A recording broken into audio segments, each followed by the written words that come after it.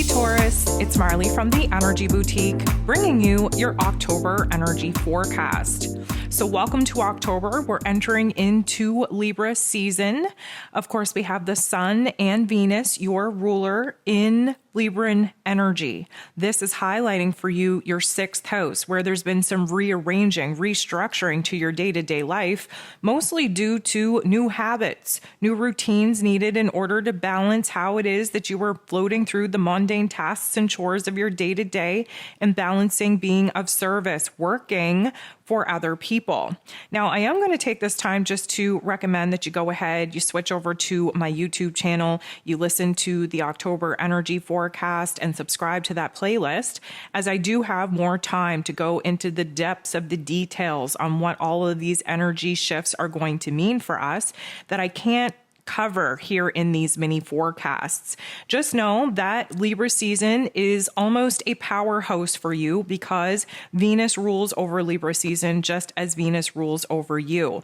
Having this sixth house kind of be on spotlight means that you are going to have to work a little bit hard coming into October to balance the energies, to balance where it is that you are spending the time, the energy on yourself, and where it is that you're spending time and energy on being of service to other people. This sixth house wants you to pay attention to your mental health. It wants you to pay attention to the time and the energy that you are actually pouring into taking care of your physical body and your physical health and wellness versus where it is that you're showing up and being of service, working for other people.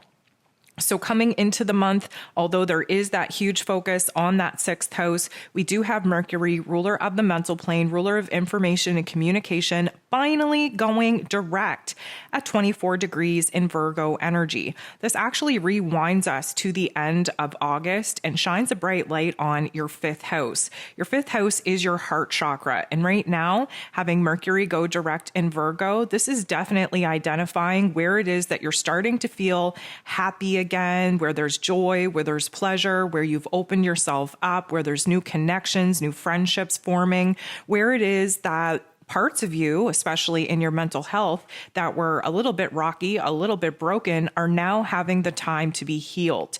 Again, this has a lot to do with you feeling comfortable in your environment, comfortable in your skin, and really trying to get your heart and your head on the same page by taking action and rearranging, restructuring what it is that needs attention and focus in your physical realm, in your home environment.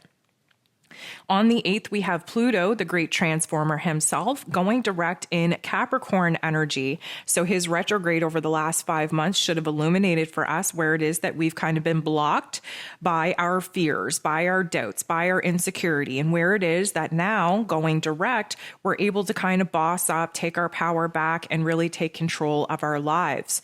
Pluto going direct in Capricorn is going to be illuminating your ninth house. Your ninth house has been on focus since 2008 when Pluto first moved into Capricorn.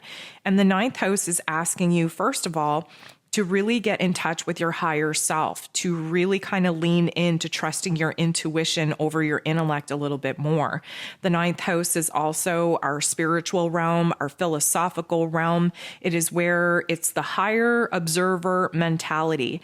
And now that Pluto is moving direct in Capricorn, this is an effort to kind of bring some of these topics and themes that you've been struggling with full circle. This has a lot to do with the future and what it is that your vision and dream may be. But most of my Tauran friends are so caught up in the present moment that they really don't take the time to sit down and think about what it is that they want to manifest from here.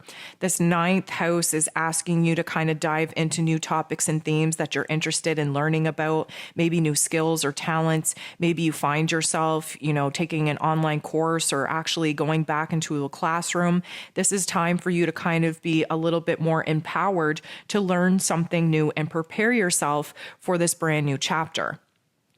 On the 9th, we have the full moon taking place in Aries energy.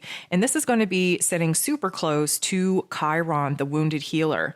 Now, the full moon in Aries is marking our halfway point in the astrological calendar that began back in March and April of this year. And this actually lands you in the 12th house of endings, of closure, of karma, of hidden emotion and hidden memories.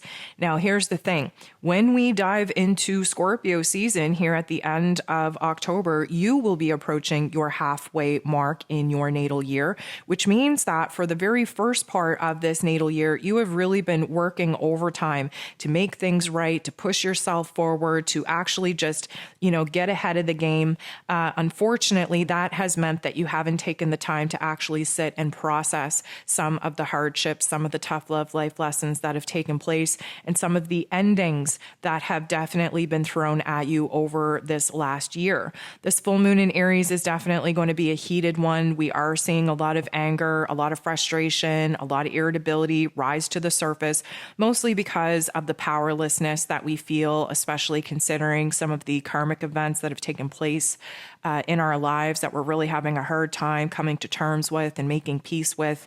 This full moon in Aries, being so close to Chiron, is definitely opening up where it is that we have seen a death within ourselves, where it is that we've outgrown certain people, certain titles, certain roles and responsibilities, and where it is that we really have to reflect back, making peace with some of these situations, making peace with letting go of certain parts of our lives and certain parts of ourselves, and letting that frustration and anger of not really having control over those aspects, getting that energy out of our bodies.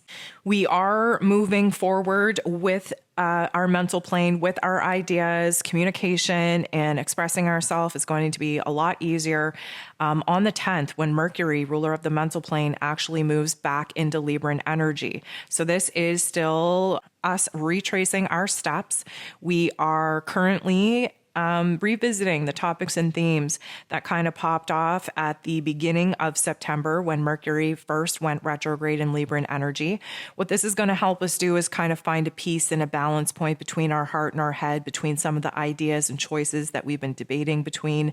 Now, granted, in Libran energy, we're still very indecisive, but we do have to really focus in on the changes that have taken place, whether we wanted them to or not, and where it is that we have to kind of strive for balance in our realms. Now, again, this Libran energy is shining a light on your 6th house of your day-to-day life. Something tells me my Taurus friends, they either took on new jobs, new roles, new responsibilities that really kind of threw a wrench in the routine, the solid routine, the rut that they had going in their day-to-day life. And now, because of this new element coming in, there is this adjustment period that my Taurus friends just aren't really comfortable with, because we don't like change. And Mercury moving into Libra is going to just kind of help us balance out our wants, our needs, our desires, where our time, energy, and attention is needed. Of course, making enough time for ourselves, but still, of course, rising to the challenge of the roles, responsibilities, and commitments that we've now chosen to take on. On the 23rd, we have a pretty significant day coming at us. We have 3 different events taking place, starting with Saturn, the Lord of Karma, going direct in Aquarius energy. So Saturn has been in Aquarius since 2021 and really kind of showing us where it is that we are needing a little bit of structure, needing a little bit of systems and foundational adjustments, if you will. Saturn, yes, is the Lord of Karma, but also rules over roles and responsibilities, and has been kind of doing a back and forth cha-cha-cha dance in your 10th house of career, of roles and responsibilities, and of your finances. Now, Saturn going direct in Aquarius means that, first of all, we are at the mercy of some karmic events playing out, some divine scripts playing out, but we are also having to boss up. We are bossing up to new roles and responsibilities. We are bossing up to having to build a new system, a new routine, a new foundation for ourselves. ourselves. And because this is illuminating the 10th house for you, this does have a lot to do with your career and with the roles and responsibilities that comes along with it. Now, finances are also impacted by, jumping up a new level, by taking on new tasks, new chores, new levels of authority. But we are also having to really take a look at the boundaries that need to be put in place to make sure that we're not throwing ourselves so much into work that we don't have any time left for ourselves. This is also a good indicator because Saturn has been retrograde for the past 5 months on where it is that in your inner realm, where you've realized where you've kind of sacrificed your own happiness at times by doing what it is that you thought others were expecting of you or what you thought others wanted you to do, especially in your professional life, in your career life. So now that we're moving forward and there are some adjustments to be made in your day-to-day life where your routines are concerned and now where roles and responsibilities where your career is concerned, it is time for you to be a little bit more solid, a little bit more stable in implementing the boundaries that are needed to make sure that you're not being all consumed by the tasks and the chores and the expectations of you in your career life. Just hours later, we have the Venus and the Sun moving into Scorpio energy. So Venus, being your ruler, is about to do a deep dive in the deep, dark waters of Scorpio energy. Scorpio energy, of course, is your polar opposite energy in the zodiac wheel, which signifies that you are coming to your halfway point in your natal year. So Venus moving into Scorpio is definitely going to be very intense, very passionate, really kind of unearthing our deepest, darkest fears, our doubts, our insecurities, and what is actually keeping us from pursuing our deepest, darkest desires. We are definitely going to be in alignment with what it is that we are craving, what it is that we're passionate about, where relationships are concerned and where money matters are concerned, setting us up to really contemplate some new long-term goals for ourselves. The Sun dipping into Scorpio waters is also going to be shining a bright light on where it is that, emotionally speaking, there's been some huge transformations taking place. And a lot of this is due to really having to see in this 7th house that the Scorpio energy is going to be highlighting for you, where it is that relationships with other people have become I'm going to say, more of an importance to you than they have in the past, where it is that you've opened yourself up and really allowed people to get a little bit more close to you than you have in the past, and where it is that you are kind of making peace with the loss of some personal relationships, even though it's not something that you would have ever chosen for yourself. So having the 7th house on spotlight here is definitely showing you where it is that you have to kind of rearrange and rebalance the scales in your personal relationships, making sure that you continue to do what you want, need, and desire while still showing up for the people that you love and not being all consumed either by the tasks and the chores of what it is that you need to do for yourself, or being consumed by the tasks and chores that you feel that you should be doing for other people. On the 25th, we have the new moon solar eclipse taking place at 2 degrees in Scorpio energy, also highlighting this 7th house. So here's the thing. We started this Taurus and Scorpio axis lesson back in 2021. So we do have to rewind to the fall of 2021. There was a major change, a major transformation for my Taurus friends around that particular time. There was an ending, but also a beginning taking place. There was a lot of change, a lot of transformation, a lot of adjustment. And then to continue this storyline, to continue this life lesson into May, your birthday month, or birthday season, we should say, for my April Tauruses.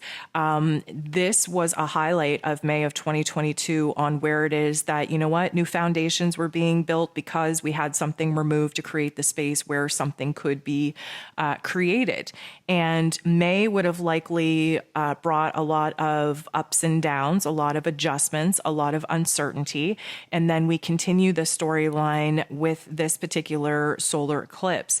Now, solar eclipse, it typically provides us with a point of being rewarded, being blessed with opportunities, with situations that, do play into the give and take that we've had to learn, to the death and rebirth lessons that we've had to be learning since the fall of 2021. But this is also wrapping up what has been a very tough 2.5 year cycle where death, rebirth, and transformation is concerned, and preparing us for a brand new 2.5 year cycle where death, rebirth, and transformation is renewed as well. And this is the 7th house of personal relationships and how it is that you're sharing yourself with other people and with the world, and where it is that, you do have to balance your own wants, needs, and desires with the wants, needs, and desires to help those that you love. And the Scorpio energy is a very deep, emotional, transformative energy of what it is that we have to let go of, that we've been obsessing over in the past, in order to create the space for new elements to be born in the here and now, setting us up for some long-term goals in the future. And focusing in on the 7th house, this definitely has a lot to do with the people that you are choosing to share and experience your life with. So on the 28th, we have Jupiter, the planet of growth and expansion, retrograding back into Pisces waters. So Jupiter has been in Aries energy since the spring. And this particular energy has been showing us where there's been a lot of growth, a lot of improvement in our lives, where it is that we've kind of revamped and reinvented ourselves. And yes, there's been some tough love life lessons, some obstacles, some challenges, but we have been persevering through them, pushing through them. And now with Jupiter retrograding back into Pisces energy, we are going to kind of get a little bit of a reflective energy, taking us back to some of the things that changed for us in 2021. So Jupiter was in Pisces energy off and on for 4 months at a time in 2021, and highlighting this 11th house. So the 11th house for you is about connections, about friendships and community and networking, but it's also about vision and hopes and dreams and wishes.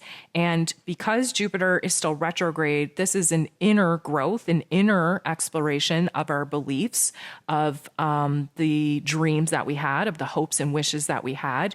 And moving back into Pisces energy is going to provide us with an opportunity to reconnect with ourselves, to settle into our new environment, to really refresh our soul, our spirit, to remind ourselves of our dreams, of what it is that's important to us, what it is that we're fighting for. And typically speaking, bring a lot of the pain and the trauma that we've experienced since 2020 to a full stop ending, a full stop close. Now, we thought we were done with healing these particular issues in 2021, but when Jupiter moved into Aries in the spring of 2022, we weren't really fully done with the healing. We were just eager to move away from it because we were tired of that particular healing process and transformation. So now that we are retrograding back into Pisces, we actually get to take a time out and reflect back on all the changes that have taken place in our lives, and really just kind of get realigned with the here and now, sorting out and processing all that has transpired and what that means for us in our present moment, so that we can get a grip on what it is that we actually want to dream up, what we want to visualize, what it is we want to bring to life moving forward. So on the 29th, we have Mercury moving into Scorpio, again, adding to this 7th house. Now, Mercury is the intellect.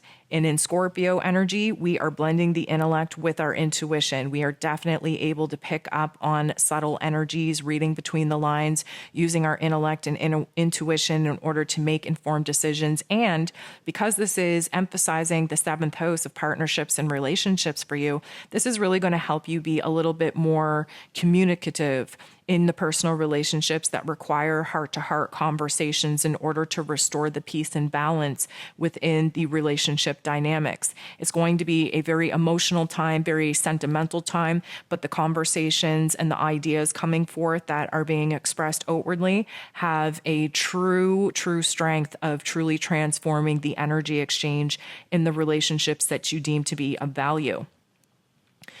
On the 30th, we have Mars, the god of war, ruling over our physical energy, our drive, our action, our passion, and desires, going retrograde in Gemini. Now, this is going to be a long-term transit, and this is going to be illuminating your 2nd house. Your 2nd house is where Taurus naturally rules over. It is where we get down to the nitty-gritty on what needs to be built, created, and give birth to in our physical realms. This rules over relationships. It rules over routines. It rules over money matters.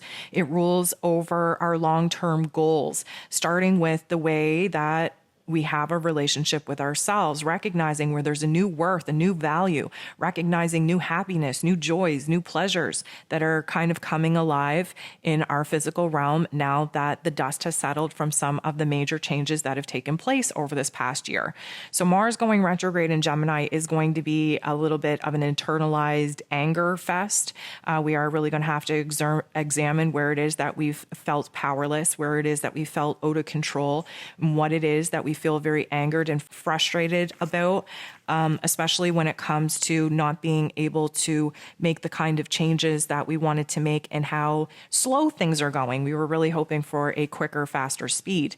But this particular energy does kind of take us into 2023, and we do have a lot to resolve before we go ahead and start building new routines, foundations, and relationships to move forward and build upon. And what I will say is that this is going to be a little bit frustrating just because you're not going to have the physical energy that you were hoping for or the mental dexterity that you were hoping for in order to bring some of the new ideas, goals, dreams, and visions to life.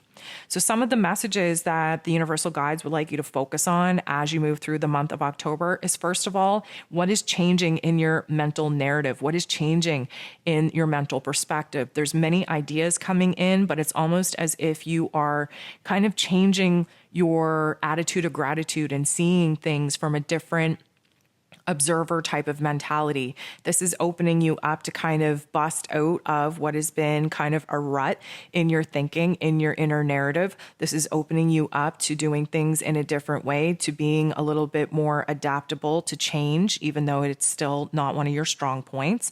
And this is also kind of cleaning the slate of some of the negative and obsessive thoughts and ideas and narratives that you've been stuck on in order to open up your mind to be a little bit more positive, a little bit more loving, and a little bit more encouraging when it comes to speaking to yourself.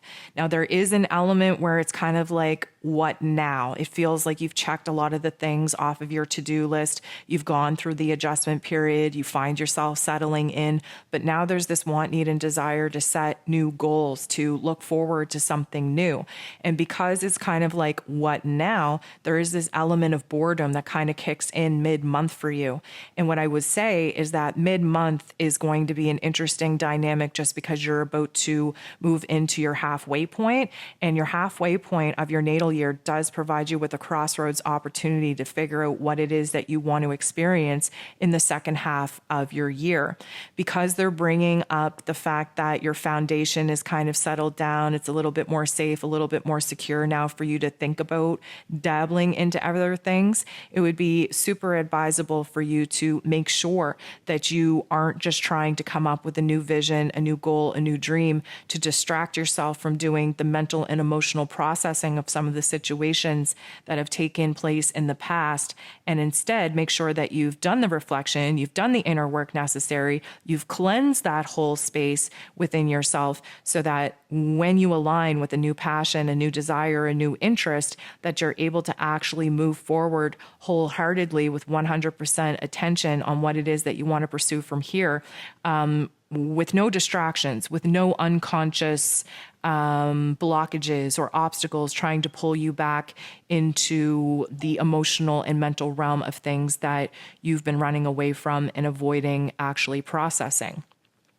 By the time we get to the end of the month, I do feel like you are going to feel that inner conflict. Your heart is going to be torn. You're not sure which way to go. Of course, coming into October, we're in Libra season where indecisiveness is at the top of the list. And of course, you reaching your crossroad point in your natal year is just providing a lot of choices, a lot of options, a lot of opportunities for you to debate between. It is kind of getting a little bit overwhelming trying to figure out what it is that you want to do from here. But again, there is this element of just, finding peace and in the present moment and showing the attitude of gratitude for all that you've created and all that you have, and really just kind of allowing your mental plane and your intuition to guide you to the next phase, this next chapter of what it is that you desire to pursue. I feel like with Mercury moving into Scorpio towards the end of the month, that is definitely going to help you get a little bit deeper within yourself to figure out where it is that you want to pour your time, your energy, your attention, and your love. So Taurus, I hope that was helpful. I hope you have a beautiful October. I send you nothing but love, and we'll talk to you soon.